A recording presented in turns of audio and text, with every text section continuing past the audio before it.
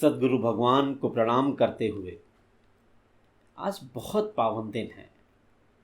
भगवान नरसिंह के प्राकट्य दिवस पर आज हम कुछ बहुत महत्वपूर्ण बिंदु पर आपसे चर्चा करना चाह रहे हैं। भगवान नरसिंह के प्राकट्य की कथा तो हम में से लगभग सभी लोगों ने अपने बाल्यकाल से लेकर के और अब तक के जीवन में अनेकों बार, हजारों बार सुनी होगी। भगवान के सभी अवतारों की कथा, जो भी सनातन धर्मावलंबी हैं, हिंदू धर्म में आस्था रखते हैं, उनको भगवान पे आस्था है। इस सृष्टि का कैसे उदय हुआ, इस सृष्टि को लेकर के जो भी कथाएं पुराणों में, उपनिषदों में जो भी वर्णित है, वो हम लोग समय समय पर सुनते रहते हैं और लगभग सब कंठस्थ है। वैशाख शुक्ल पक्ष की चतुर्दशी बहुत ही पावन दिन माना गया है। भगवान के जितने भी अवतार हुए हैं उसमें तो हर अवतार का किसी न किसी रूप में इस सृष्टि से संबंध है, हम लोगों से संबंध है। पर दो अवतारों का मैं समझता हूं कि सृष्टि के इस कालक्रम में धरती से और धरती पर रहने वाले प्राणियों और विशेषकर मनुष्यों से उनका बहुत संबंध है। और वो दोनों अवतार सतयुग के हैं। सतयुग में ऐसे 4 अवतार हुए थे, पर ये जो अंतिम 2 अवतार सतयुग के हैं, जिसमें वराह अवतार और भगवान नरसिंह का अवतार, ये धरती को बचाने के लिए और धरती पर एक सामंजस्य, संतुलन स्थापित करने के लिए इन 2 अवतारों की कथा है और जिनका इस कलयुग में भी बहुत महत्व है। ज्ञान के साथ विज्ञान भी इससे जुड़ा हुआ है। वर्तमान समय में हम आज के दिन जो हमारा आपसे बात करने का आशय है, हमने देखा आदमी बहुत परेशान है। चाहे वो संपन्नता की स्थिति में हो या विपन्नता की स्थिति में, आजकल आदमी बहुत परेशान है। कोई अपनी गरीबी से परेशान है, कोई अपनी बीमारी से परेशान है, कोई अपने पारिवारिक रिश्तों में परेशान है, कोई ईर्ष्या और द्वेष के तहत अपने बिजनेस में आ रहे कंपटीशन से परेशान है। किसी न किसी रूप में व्यक्ति परेशान है और परेशान होने के बाद क्या करता है? भगवान में आस्था है। देखिए मंदिरों में कितनी भीड़ है, हर मंदिर में इस समय कितनी भीड़ है। 4 धाम यात्रा शुरू हुई है। 4 धाम यात्रा में बता रहे हैं कि इस समय ओवर क्राउड है। आज से 10 वर्ष पूर्व इतनी भीड़ नहीं होती थी। अब तो वहां कोई हादसा ना हो जाए, प्रभु कृपा करे, ये वहां का प्रशासन और शासन मना रहा है कि सकुशल निपट जाए, इस भीड़ का प्रबंधन हो जाए। आप जिस नगर में, जिस गांव में, जहां भी आप रहते हो, आप देखिए कि मंदिरों में इधर 10, 15, 20 वर्षों में जितनी भीड़ बढ़ी है, इतनी भीड़ पहले नहीं होती थी। लोग आज ज्योतिषों को हर गली मोहल्ले में ढूंढ रहे हैं और ज्योतिष पैदा भी हो गए हैं। तमाम ज्योतिषाचार्य लोगों का सब बता रहे हैं, भाई तुम्हारा ये समय ऐसा चल रहा है, फला ग्रह तुम्हारा खराब चल रहा है, इसकी पूजा कराइए, ये कराइए। तब भी भाई इतनी लोग पूजा करा रहे हैं, इतने ज्योतिषाचार्य लोगों को उनकी कुंडली बाँच रहे हैं, सब कुछ हो रहा है। मंदिरों में लोग जा रहे हैं, तप कर रहे हैं, ध्यान कर रहे हैं। पौराणिक तीर्थों में बिल्कुल समझिए भीड़ से बिल्कुल चारों तरफ बिल्कुल पैर रखने की जगह नहीं है। उसके बाद भी आप आदमी से पूछिए भाई क्या हाल चाल है, तो बस कहेगा यार बस ठीक है, फला कुछ ना कुछ समस्या जरूर बताएगा। ऐसे में नरसिंह भगवान के अवतरण पर हम आपसे जो हमारे पुराणों में वर्णित है, उस महत्वपूर्ण कथाक्रम को संक्षेप में तो कहेंगे ही, पर हमें अपने भौतिक जीवन में जो अनुभव हुआ, हमें भी अपने जीवन में तमाम संतों से, महात्माओं से, प्रभु की कृपा से और तमाम ज्योतिषाचार्यों से भी मिलने का मुझे संजोग हुआ। तो हमने सोचा कि आज इतने पावन दिवस पर आप सब लोगों ने नरसिंह भगवान की पूजा की होगी, जिनकी भगवान में आस्था है, जो भगवान के अवतारों में श्रद्धा रखते हैं, विश्वास रखते हैं, अपने अपने तरीके से सभी संध्योपासना करते ही रहते हैं। पर कुछ अनुभव ईश्वर की कृपा से जब आज मैं पूजन कर रहा था तो मुझे हुआ कि हम आपसे बातें तो करते ही रहते हैं, तो क्यों ना इस विषय पर भी आपसे बात करें। भगवान नरसिंह के अवतार की कथा हम लोगों ने बताया, बचपन से सुनी होगी, वरना नरसिंह पुराण की रचना महर्षि वेदव्यास ने अन्य पुराणों की तरह की है। ये एक उप पुराण है और ये गीता प्रेस में भी अवेलेबल है। तमाम अन्य प्रकाशकों ने भी इसका प्रकाशन किया है और ये आपके घरों में ये ग्रंथ उपलब्ध होगा। नहीं होगा तो ज़रूर आपको आसपास से उपलब्ध हो जाएगा, आप एक बार इसको पढ़िएगा ज़रूर।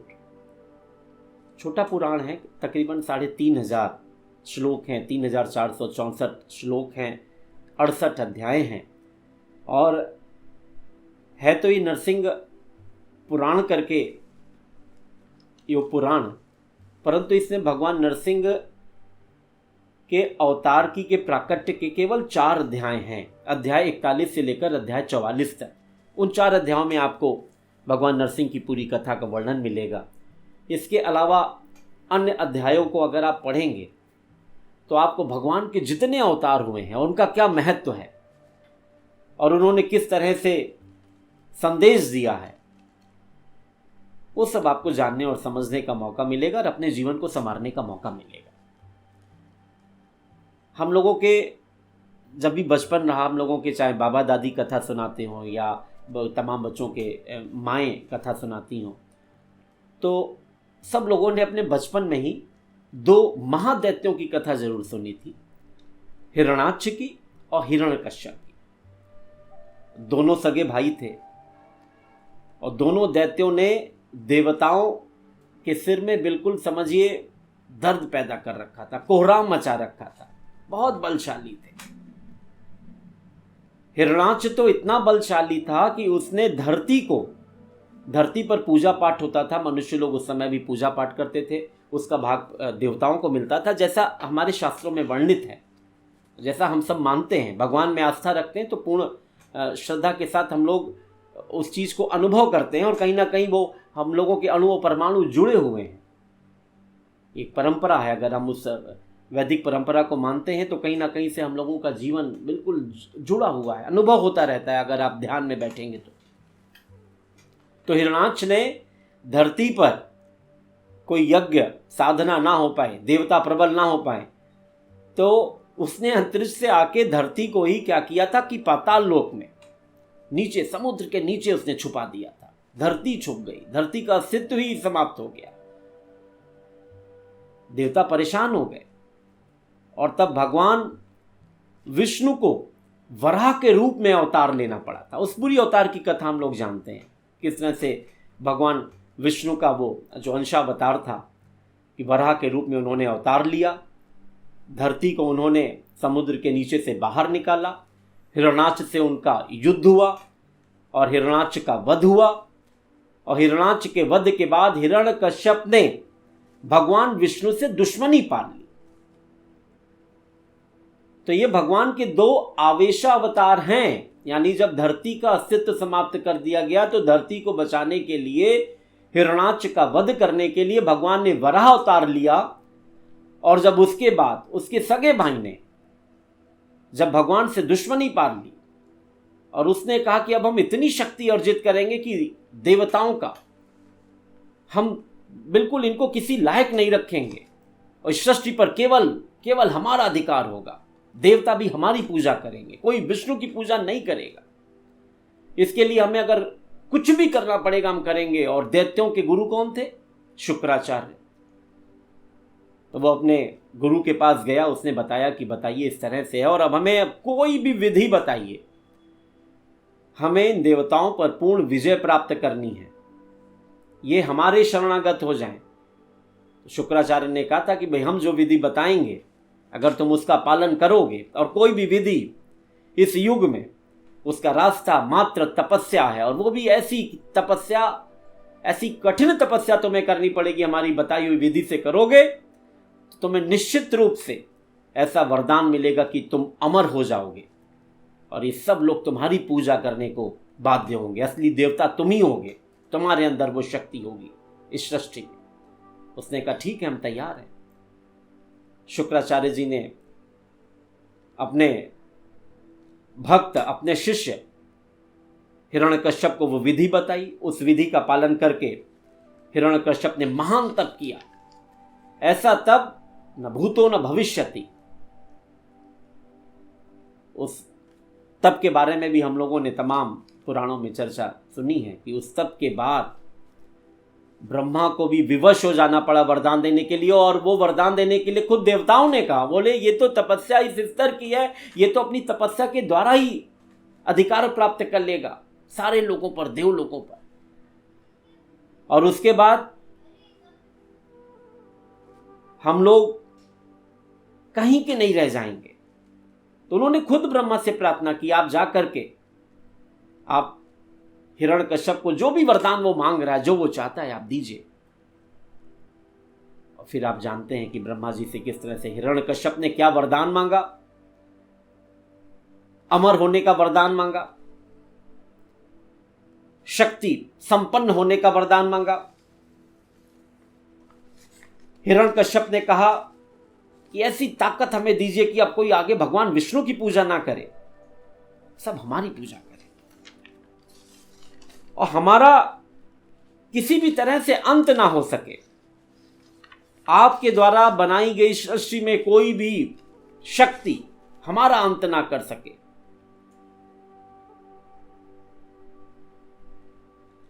ना मनुष्य कर सके, ना देवता कर सके, ना दैत्य कर सके। हमारी मृत्यु संभव ही ना हो, ना धरती पर हो, ना आकाश पर हो, ना दिन में हो, ना रात में हो, ना अस्त्र से हो, ना शस्त्र से हो। एक तरह से पूरी तरह से अमर होने का वरदान मांगा। भगवान ब्रह्मा ने कहा कि भाई इस तरह का वरदान देना इस सृष्टि पर बड़ा असंभव है, परंतु हिरण्यकश्यप ने कहा कि वरदान दीजिए, नहीं तो हम फिर से तपस्या शुरू करते हैं, और जब तक हमारा प्रयास होगा हम तपस्या करेंगे, और हमें जब वरदान मिलेगा तभी हम अपनी तपस्या का अंत करेंगे। तो हम सब जानते हैं कि ब्रह्मा जी ने, जैसा शास्त्रों में वर्णित है, वरदान दिया। एक तरह की बहुत बड़ी सफलता, विजय मिली हिरण्यकश्यप को। पर उस वरदान का क्या दुरुपयोग किया हिरण्यकश्यप ने। वो लिया ही गलत भावना से, वो तपस्या ही गलत भावना से की गई थी, परंतु वो तपस्या थी। उस तपस्या को सतयुग में एक प्रावधान था, स्वीकार किया भगवान ने, और उसके बाद हर लोक में क्या हाहाकार मचा। सबसे पहला अटैक तो इंद्रलोक पर ही हुआ, सब देवता शरणागत हो गए, कोहराम मच गया। हिरण्यकश्यप ने आदेश जारी कर दिया, रिट ऑफ मैंडेमस, परमादेश, कोई भगवान विष्णु की किसी भी तरह से कोई आराधना पूजा नहीं करेगा। सृष्टि पर किसी भी लोक में अगर पूजा होगी तो हिरण्यकश्यप की होगी, आदेश माना जाएगा तो हिरण्यकश्यप का माना जाएगा। चारों तरफ डंका बजने लगा हिरण्यकश्यप का। उसको अभिमान हो गया कि देखो देवता भी अपना लोक छोड़ के भाग गए, कोई कुछ नहीं, अब हम ही राजा हैं सारे लोगों के। पर प्रभु की लीला होती है, हम सब लोग जानते हैं। भगवान का जो प्राकट्य वैशाख शुक्ल चतुर्दशी पर हुआ, हम उसी पर आ रहे हैं कि किस तरह से उसी हिरण्यकश्यप का पुत्र प्रहलाद, जो कि दैत्यों के कुल से ही हुआ, प्रहलाद जिनको हम भक्त प्रहलाद कहते हैं, वो जन्म के समय से ही प्रभु का नाम लेने वाला अद्भुत व्यक्तित्व के रूप में इस सृष्टि पर उनका प्रादुर्भाव हुआ। ओम नमो भगवते वासुदेवाय मंत्र का जाप करके 5 वर्ष की अवस्था से ही उन्होंने ये मंत्र किस तरह से पाया, हम सब लोग जानते हैं उस कथा को। उसका उन्होंने जाप किया, और जैसे ही हिरण्यकश्यप तक खबर पहुंची कि भाई बाकी तो ब्रह्मांड में कोई किसी भगवान का नाम नहीं ले रहा है, आप ही का पुत्र इस मंत्र का जाप कर रहा है, भगवान को कह रहा है भगवान श्री हरि एकमात्र देवता हैं, और उन्हीं की शरण में जा करके हम अपने जीवन का उद्धार कर सकते हैं। जब पिता तक बात पहुंची तो उन्होंने क्या किया, ये सब तमाम कहानियां हम लोग प्रचलित हैं। उसके बाद एक पिता ही अपने पुत्र को दुश्मन मानने लगा, और उसने अपने बेटे को समझाया, हिरण्यकश्यप ने प्रहलाद को, कि बेटा इन्होंने तुम्हारे सगे चाचा का वध किया है, हमारे कुल का नाश करने का प्रयास किया है, तुम इनका नाम ले रहे हो, ये हमारे दुश्मन हैं, तुम्हारे पिता ही भगवान है, तुम हमारा जाप करो, तुम्हें सारी शक्ति मिलेगी, हमारी गद्दी मिलेगी। तो भक्त प्रहलाद ने ही अपने पिता को समझाने की कोशिश की, पिताजी आप कहाँ भटक रहे हैं, भगवान तो केवल हरि हैं, भगवान विष्णु हैं, आप भी हमारे साथ बोलिए ओम नमो भगवते वासुदेवाय। उसके बाद हम जानते हैं कि क्या से क्या हुआ। पिता ने आदेश दे दिया कि पुत्र का वध कर दिया जाए, सारे प्रयोजन किए गए, क्या से क्या प्रहलाद को कितना कष्ट सहना पड़ा, प्रहलाद के साथ क्या बीती आप कल्पना करिए। आज कलयुग में थोड़ा सा कष्ट होता है आदमी को कितना परेशान हो जाता है, सगे संबंधियों में थोड़ा सा दुराव हुआ तो आदमी कितना परेशान हो जाता है, कहीं कुछ घाटा हुआ कितना परेशान हो जाता है, बीमार हुआ कितना परेशान हो जाता है, कहीं कुछ अहित हो जाए तो बिल्कुल कहता है कुछ नहीं, सब बेकार है। भक्त प्रहलाद को ईश्वर की आराधना करने के लिए खुद अपने पिता से मृत्युदंड मिला और उनको मारने के कितने प्रयास हुए। उनको पहाड़ से नीचे फेंका गया, उनको आग में जलाने का प्रयास किया गया, उन पे कितने वार किए गए, सीधे वार किए गए, भाला भोग दिया गया, सब करने का प्रयास किया गया, पर हर बार भगवान सूक्ष्म रूप में आकर के किसी ना किसी तरह अपने भक्त की रक्षा करते थे। उसके बाद हिरण्यकश्यप को लगा कि कुछ ना कुछ तो भाई इसमें दैवीय माया जाल है, कुछ तो हो रहा।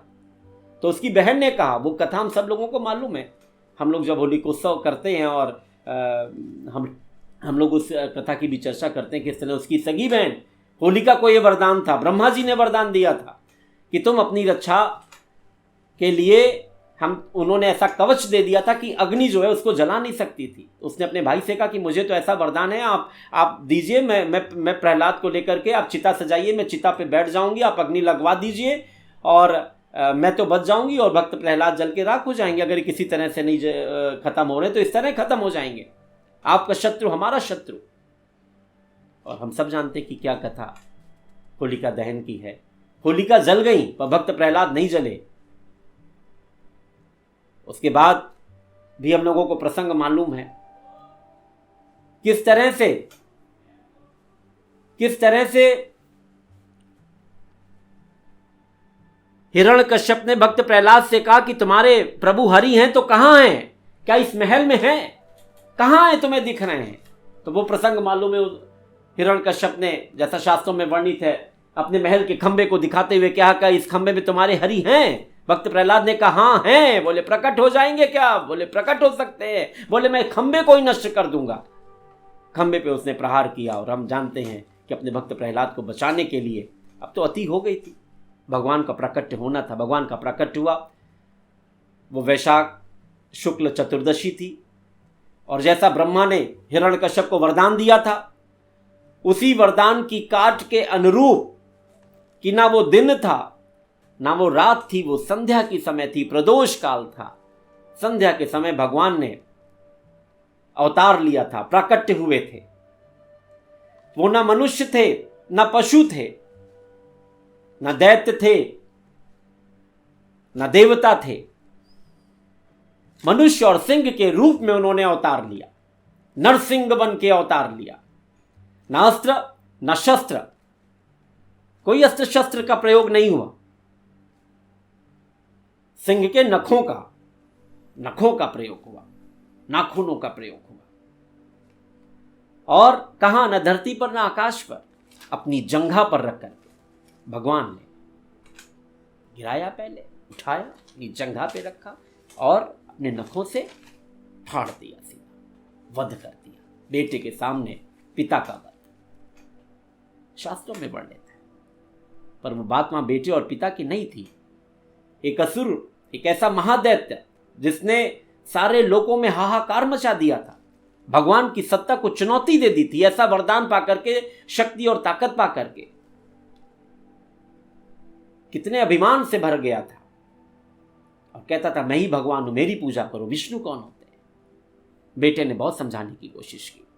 तो देखिए उनके घर में ईश्वर ने ऐसी प्रेरणा की कि हिरण्यकश्यप के घर में ही प्रहलाद इस रूप में आए कि भगवान को प्राकट्य अवतार लेना पड़ा। और यह अवतार हालांकि उनका रौद्र अवतार है, आवेशावतार कहा जाता है, पर इस अवतार की कलयुग के आज के प्राणियों के लिए भी बहुत महत्ता है। इसके बाद भगवान के तमाम अवतार हैं, सब अवतारों की हम लोग चर्चा करते हैं, सबको भगवान के रूप में मान के हम लोगों की इष्ट देव हम लोग आराधना करते हैं। पर आज के समय में जब आदमी इतना परेशान है, जगह जगह उसका समाधान ढूंढ रहा है, हम भगवान नरसिंह के प्राकट्य अवसर पर, प्राकट्य दिवस पर उनकी आराधना करते हुए मनुष्य अपनी समस्याओं का समाधान कहाँ पा सकता है?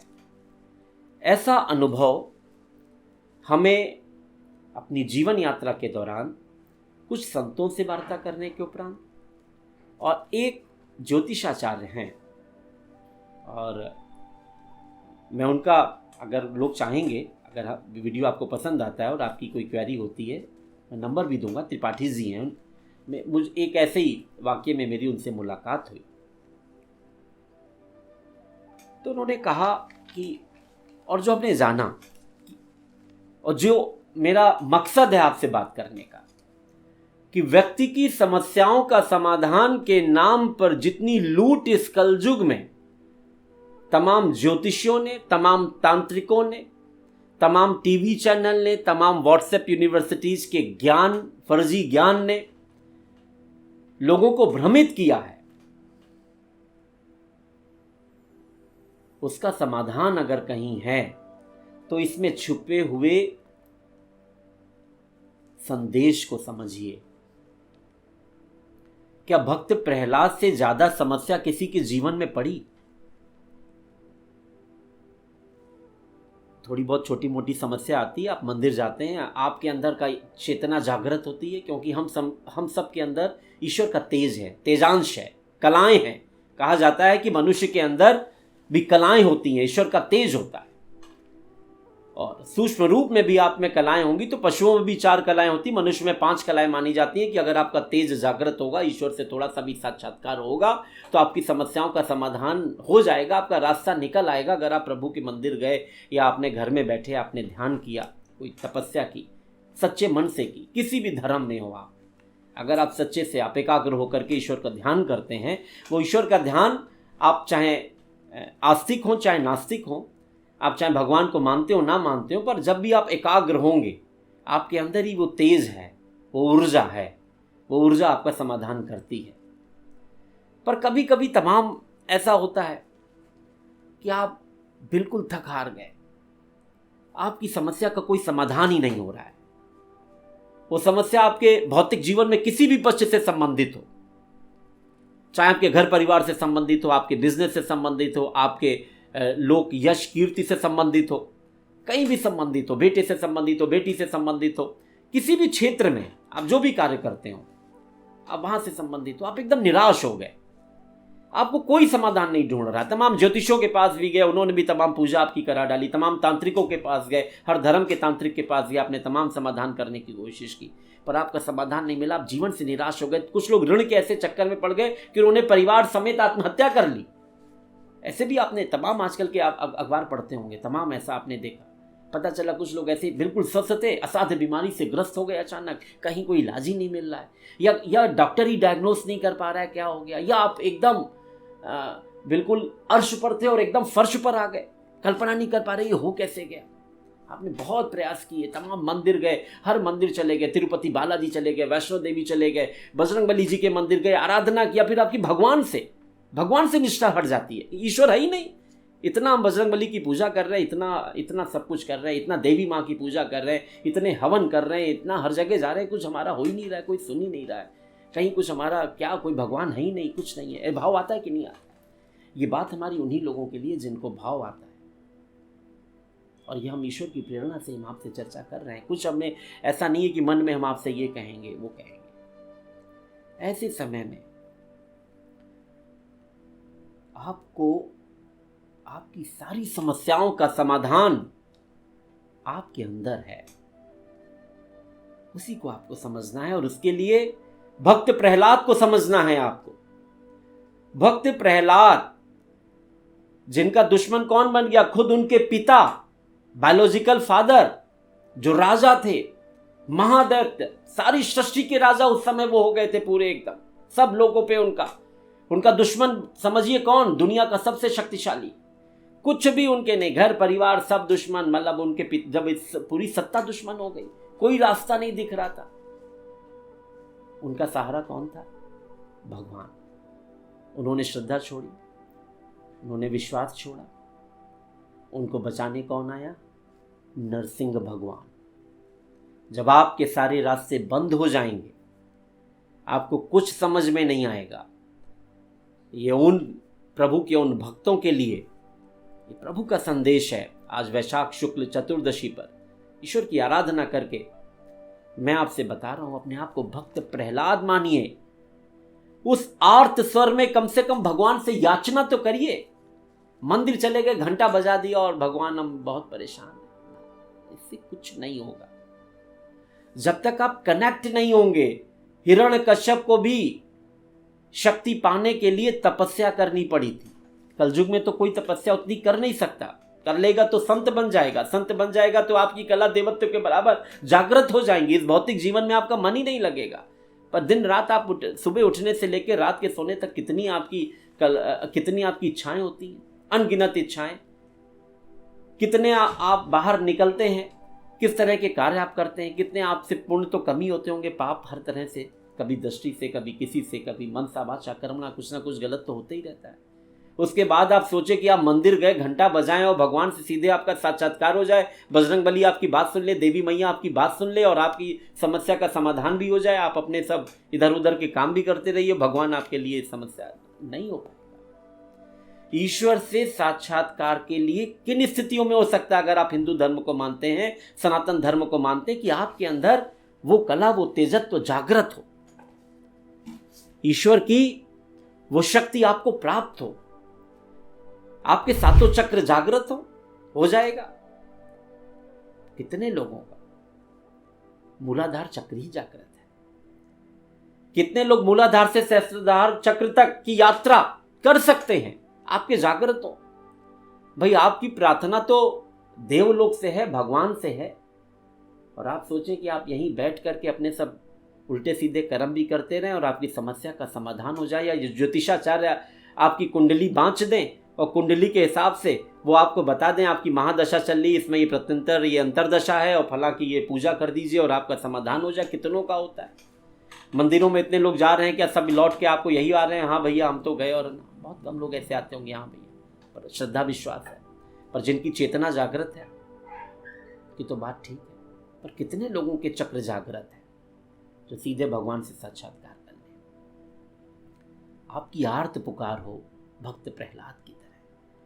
भक्त प्रहलाद को पहाड़ी से नीचे फेंका गया और वो क्या कह रहे थे? ओम नमो भगवते वासुदेवाय। उनकी चेतना कहाँ थी? परम चेतना भगवान में लगी हुई थी।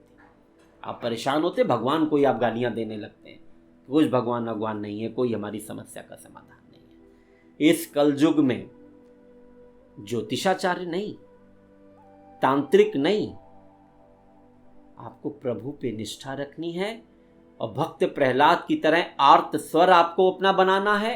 उसी आर्त भाव से आपको भगवान नरसिंह की आराधना करनी है। ये नरसिंह अवतार की जो प्राकट्य उत्सव है, आप सब भगवान की आराधना करिए, पूजा करिए, पर आप यूं सीधे ईश्वर तक नहीं पहुंच सकते अगर आपकी चेतना नहीं जागृत है। आपने अपने कुल देवता, अपनी कुल देवी को पूर्ण रूप से संतुष्ट नहीं कर रखा, उनकी आराधना नहीं की है। इस चेतना से उस चेतना तक, इस आयाम से उस आयाम तक आपकी बात पहुंचने का कोई माध्यम अगर नहीं है, तो आपकी बात भगवान तक पहुंचेगी ही नहीं। मां भी जब बेटा रोता है और वो पुकार सुनती है, तब आती है दूध पिलाने छोटे बच्चे। ईश्वर भी आपकी समस्या का समाधान करेंगे जब आपका आर्त स्वर उन तक पहुंचेगा। चाहे गजेंद्र मोक्ष पढ़िए, चाहे जो किसी भी रूप में आप हो, पर वो आर्त भाव हो, फिर तो आप उल्टा सीधा जैसा भी जपेंगे। वाल्मीकि भी कहां से कहां पहुंच गए थे, क्या जपते जपते। इसको समझने की कोशिश करिए। नरसिंह भगवान के प्राकट्य दिवस पर उनका मंत्र हम आपको सुना रहे हैं।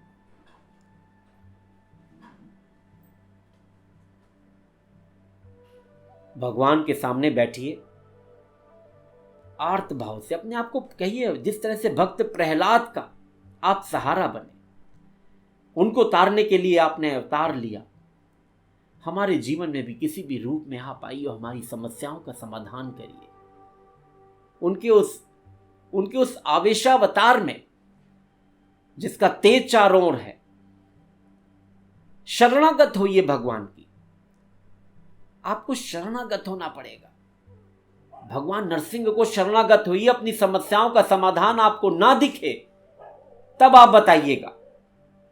भगवान नरसिंह का ये मंत्र, ओम उग्रम वीरम महाविष्णुम ज्वलंतम सर्वतोमुखम नरसिंहम भीषणम भद्रम मृत्युम नमाम्यहम्।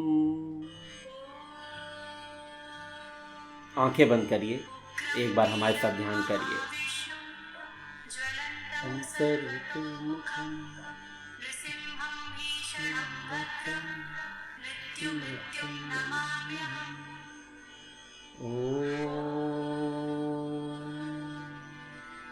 उग्रं वीरं महाविष्णुं ज्वलन्तं सर्वतोमुखं नरसिंहं भीषणं भद्रं मृत्युं नमाम्यहम्।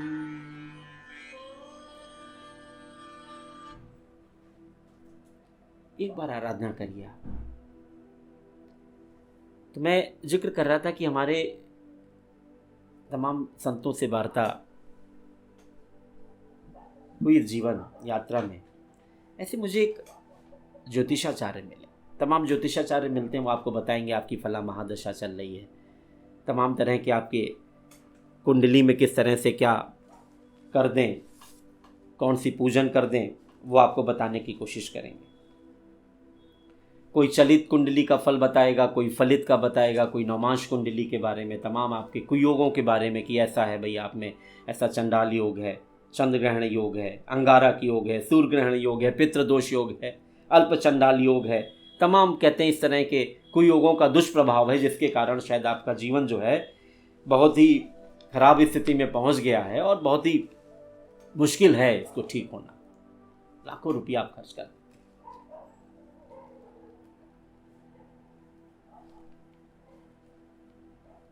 तो उन संत महात्माओं और भगवान से मिली प्रेरणा के आधार पर और एक अच्छे ज्योतिष से हुई वार्ता के आधार पर उन्होंने नहीं कहा। मैंने देखा कि एक ज्ञान सत्र में चर्चा हो रही थी। उन्होंने कहा कि नहीं, कोई अलग से किसी भी राहु की महादशा है, मंगल की महादशा, फला की महादशा है, आप फला ये करें वो करें। बोले ठीक है, बताने वाली विधि है। और उन्होंने कहा था कि व्यक्ति जो आज के जीवन में बहुत परेशान है और उसको चारों तरफ कोई अपनी समस्या का समाधान नहीं नजर आता है, वो भगवान नरसिंह की आराधना करे और प्रहलाद बन के करे कि कुछ अब है नहीं रास्ता, अब तो बिल्कुल समापन निश्चित है, प्रभु आप ही हो। ये वार्त भाव है। अब बाकी आज के जमाने में उतना ध्यान कर लेना, उतना तप कर लेना, करने वाले करते हैं, पर वो आर्त भाव आप ले आइए। नहीं आप चक्र जागृत कर सकते, आर्त भाव से आपका सीधा सीधा इस आयाम से उस आयाम से जुड़ा होगा। भगवान आपकी सुनेंगे। आराधना करिए। मम दुर्भाग्य व्याधि नाशे नाशे। भगवान से प्रार्थना करने के पहले उनसे याचना करिए कि हमारे दुर्भाग्य और व्याधि का नाश करें, जो भी आप याचना करने चाहें। इसके बाद भगवान ने तो ये आवेशावतार लिया ना, परंतु उनके योग रूप की फोटो अपने सामने रखी अपने मंदिर में, जिसमें भगवान नरसिंह भगवान है, भगवान प्रहलाद को प्यार भरी दृष्टि से देख रहे हैं और भगवान की गोद में माँ लक्ष्मी का वास है, बैठी है माँ लक्ष्मी उनके साथ। उस फोटो पर ध्यान करते हुए आर्त भाव से मम दुर्भाग्य व्याधि नाशे नाशे, और उसके बाद प्रार्थना करिए, उनके मंत्रों का जाप करिए। ओम उग्रम वीरम महाविष्णु ज्वलंतम सर्वतोमुखम नरसिंहम भीषणम भद्रम मृत्युम नमाम्यहम्। यानी आप मृत्यु के भी यम हैं, आपका उग्र रूप है, पर आपका जो ताप है चारों ओर प्रकाशित हो रहा है। सर्वतोमुखम नरसिंहम भीषणम भद्रम। भीषण भी रूप है पर भद्रम भी, बहुत भद्र भी है, सौम्य भी है। मैं शरणागत हूं आपकी। इस मंत्र के माध्यम से शरणागत होना है। मंत्र में भाव है कि मैं शरणागत हूं, प्रभु उद्धार करो। भाव आप करिए। रविवार, गुरुवार, बुधवार 3 दिन आराधना कर सकते हैं और हर शुक्ल पक्ष की चतुर्दशी को विशेष आराधना करिए। और अगर अग्नि का वास पृथ्वी पर है, आदरणीय त्रिपाठी जी के वार्ता के अनुरूप ही हम बता रहे हैं, तो आप हवन भी करिए भगवान नरसिंह भगवान का। आपकी समस्या का समाधान ना हो, सीधे भगवान से आप कहिए, गारंटी के साथ मैं कह रहा हूं समस्या का समाधान होगा। आज भगवान नरसिंह का प्राकट्य उत्सव था। हमारे मन में प्रेरणा हुई कि हम आपसे बात करें। भगवान नरसिंह के संबंध में बहुत लोगों के, तमाम ज्ञानवान लोगों के, ज्ञानी लोगों के, मैं तो अल्पज्ञ, जो मुझे समझ में आए ईश्वर की प्रेरणा से हमने बात की, तमाम ज्ञान लोगों के बहुत मटेरियल अवेलेबल है यूट्यूब पर भगवान से कैसे सीधे जुड़ा जाए, किस भाव से जुड़ा जाए, मुझे जो समझ में आया वो आप तक पहुंचाना बहुत ज़रूरी था। हमें विश्वास है कि आज के समय में मुझे लगता है कि ज्योतिषाचार्यों ने, कथित ज्योतिषाचार्यों ने एक मार्केट डेवलप कर ली है। और भगवानों के यहाँ जाते हैं, भगवान को सीधा उल्टा सीधा कहने लगते हैं। कुछ समय बाद आपकी निष्ठा खत्म हो जाती है कि हम इतना जाते नहीं होता है। उसका सिर्फ कारण ये है कि सिर्फ भगवान के यहाँ जाने से, सब दर्शन कर लेने से वो तीर्थाटन आपका पर्यटन बन जाएगा। पर वो तीर्थाटन अगर बनाना चाहते हैं तो अपने अंदर कुछ शुद्धि लाइए। और तमाम ऐसी चीज़ें हैं। अगर आपको ये हमारा वीडियो अच्छा लगा, आपके कमेंट हमें मिलते हैं, आप कुछ और जानना चाहते हैं, आप तमाम तरह के ऋण के चक्र में भी अगर फंसे हुए, तो भगवान नरसिंह का मंत्र है। आपका ऋण मोचक नरसिंह स्तोत्र का पाठ आपको किस विधि से करना है, हम आपको बताएंगे। हमारा आज नरसिंह भगवान के प्राकट्य दिवस पर पुनः मंत्र का जाप करिए। विधि को कुछ और तरीके से भी जो मुझ तक बात पहुंची, आपको जानना है, आप कमेंट करिए। आपको हमारा वीडियो कैसा लगा बताइए। इसके पहले हमने माँ दक्षिणेश्वर माँ काली की आराधना करते हुए स्वामी रामकृष्ण परमहंस के विषय में जो हमने वीडियो बनाया, उसको लाखों लोगों ने अब तक देखा। उसके लिए हम सभी को धन्यवाद ज्ञापित करते हैं, आपको नमन करते हैं, वंदन करते हैं। और एक महत्वपूर्ण चीज़ कि हम इतना मंदिर जाने के बावजूद भी कहाँ कोई कमी है जिसके कारण हमारा सीधा कनेक्शन नहीं हो पा रहा है, हमारी बात प्रभु तक नहीं पहुँच पा रही है, हमारी समस्याओं का समाधान नहीं हो पा रहा है। एक कमी हो रही है इस कलयुग में, वो नहीं होनी चाहिए। अगर आप जानने की इच्छा करेंगे, आपके कमेंट्स आते हैं, आपकी बातें आती हैं, तो हम अगला वीडियो उसी से संबंधित बनाएंगे। भगवान नरसिंह को नमन और वंदन करते हुए हरि ओम, हरि ओम।